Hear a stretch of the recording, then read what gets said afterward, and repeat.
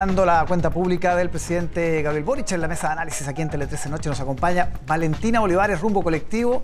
Bienvenida, Valentina. Buenas noches. De aquí en adelante, todos los jueves, la esperamos acá. Así es. Patricio Guajardo, cientista político, máster en Relaciones Internacionales, un estable de los jueves.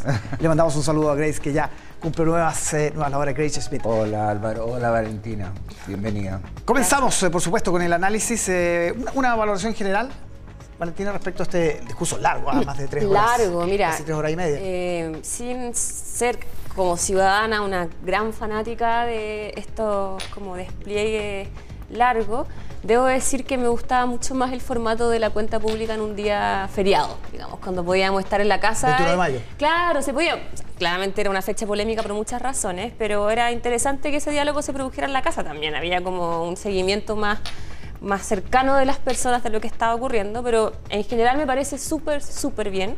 Creo que atiende a las necesidades del país.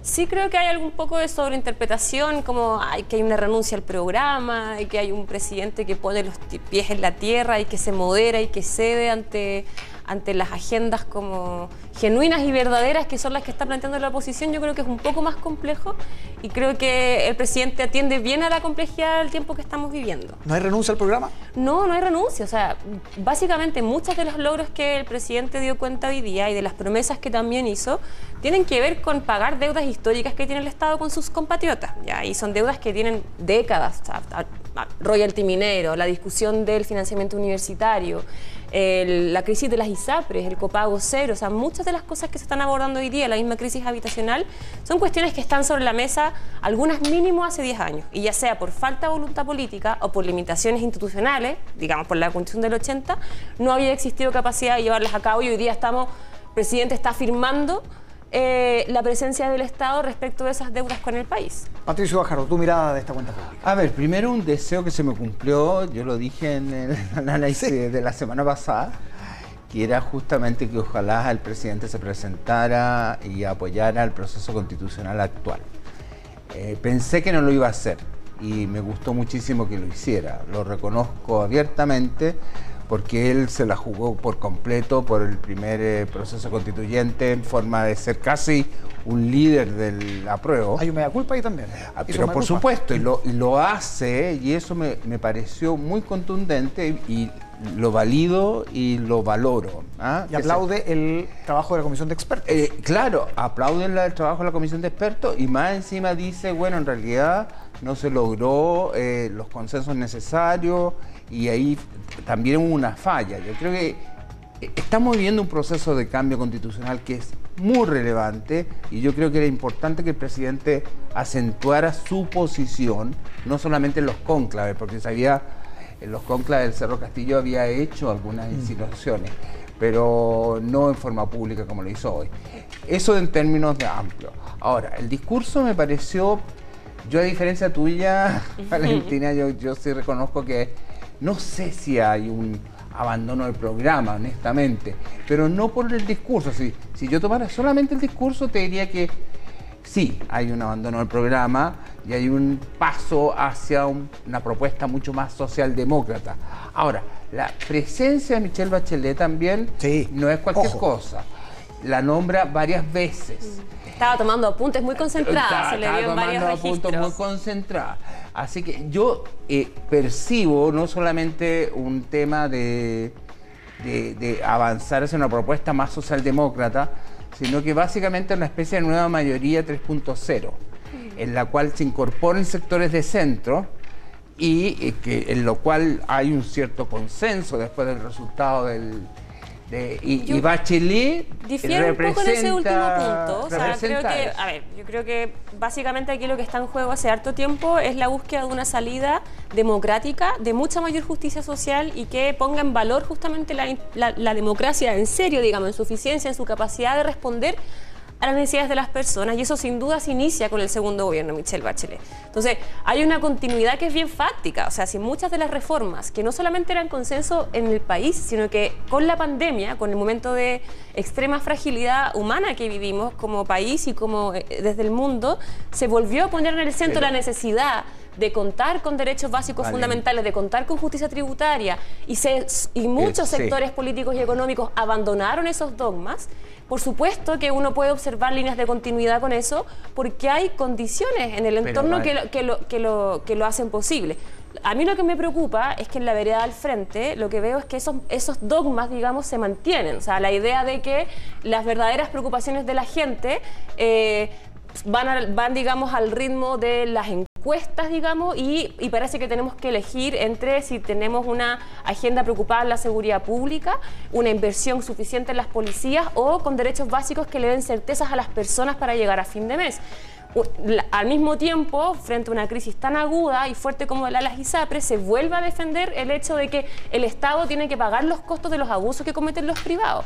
Y lo mismo ante la legítima fiscalización que hace la oposición respecto del plan de gas a precio justo, se vuelve a instalar la idea de que el Estado es ineficiente y de que el Estado tiene que estar ahí solamente donde el mercado falla. Algo que pasó muy cerca de la cuenta pública. Y lo mismo con ¿no? la agenda económica. Entonces, a mí me preocupa de que la oposición, que ha dicho muchas veces que hay necesidad de construir acuerdo con lo que claramente el gobierno ha mostrado una disposición hoy día, está repitiendo dogmas que no solamente en el país, sino que en muchas partes han fracasado y frente a los cuales hay que encontrar caminos para el cual el diálogo es la puerta fundamental. ¿Cómo lo ves, Pato? Sí, yo discrepo ahí en ese sentido. ¿En qué plano? Yo creo que efectivamente el gobierno está en una situación compleja. No olvidemos que cuando se inicia el gobierno, cuando en el primer año hubo un rechazo abierto a incorporar a la democracia cristiana, incluso al PPD, es decir, se hablaba de la teoría de los círculos, la prodignidad fue bastante excluyente.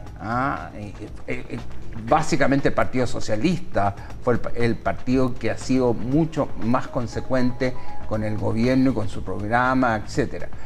Pero yo no veo, si yo tomara el discurso de hoy día, te diría que claramente hay una apuesta mucho más socialdemócrata. Sin duda. Eso sin lugar a duda, pero por razones, por las derrotas electorales que ha tenido. Yo estoy de acuerdo, pero la parte de que tiene que ver con las derrotas electorales, ya a mí me parece un argumento forzado. O sea, si aquí la reforma tributaria, que hasta el Fondo Monetario Internacional recomienda hacer, que los mismos, digamos, varias agrupaciones empresariales durante la pandemia pusieron sobre la mesa, si la reforma tributaria sigue como una agenda importante y como una herramienta de recaudación, es porque la derecha y la oposición lleva mucho rato oponiéndose a que exista esa mayor recaudación y distribución justa de la riqueza. Y déjame hacerte un punto como al respecto, o sea, a propósito de la discusión constitucional, un buen sector de la derecha que hoy día dice estar dispuesto al diálogo y estar dispuesto a encontrar soluciones constitucionales que pongan el Estado social y democrático de derecho en el centro, hablan mucho del modelo alemán, que tiene una participación importante en el mundo privado. Pero cuando hablamos del modelo alemán en términos de la justicia tributaria y la recaudación que hace ese mismo modelo, resulta que no hay posibilidad de discusión. Entonces, el tema es que hubo una insistencia en la reforma tributaria y todo se solucionaba con la reforma tributaria. En el discurso... En eso estamos de acuerdo en que hay muchas otras alternativas y otras vías. Y que esas vías pasan, y la misma reforma tributaria pasa por crecimiento económico.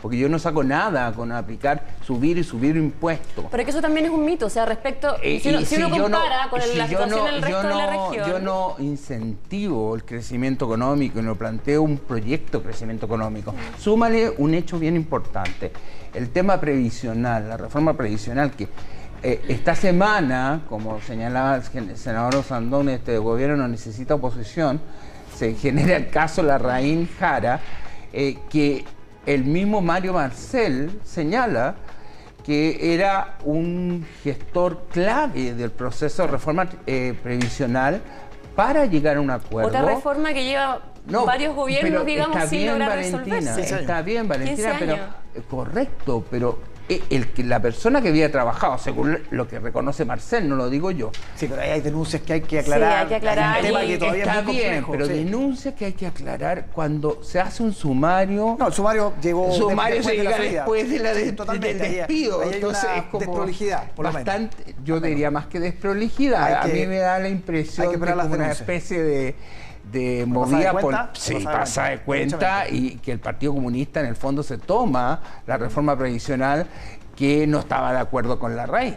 Por las cuentas nacionales. Solamente quiero cerrar, Valentina, contigo lo del tema constitucional. ¿Hay un riesgo ahí del presidente de alguna manera que fue muy cauto en la segunda pasada, digamos, en la elección de ahora del 7 de mayo, al decir, alaba el trabajo de los expertos, en fin, pero todavía tiene que pasar por los consejeros electos, no sabemos qué va a salir de ahí.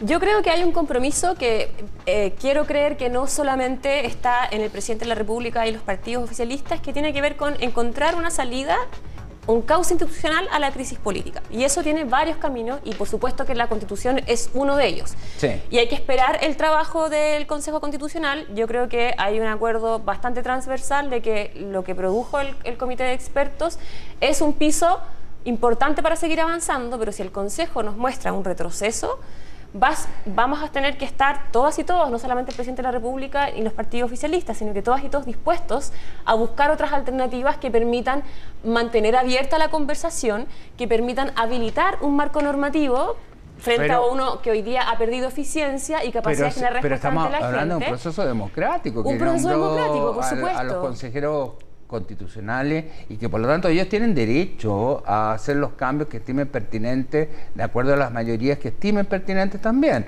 Y yo comparto, porque por algo se trabajó un anteproyecto, en lo cual se alcanzó altos niveles de consenso y de personas que opinaban distinto. Sí. No van a partir de una hoja en blanco como fue la convención el proceso anterior. Vamos a ver si esos consensos se mantienen. Valentina Olivares, Patricio Gajardo, muchísimas gracias por acompañarnos. Muchas gracias, muy buenas noches. Nos reencontramos el próximo jueves. Buenas noches. Buenas noches.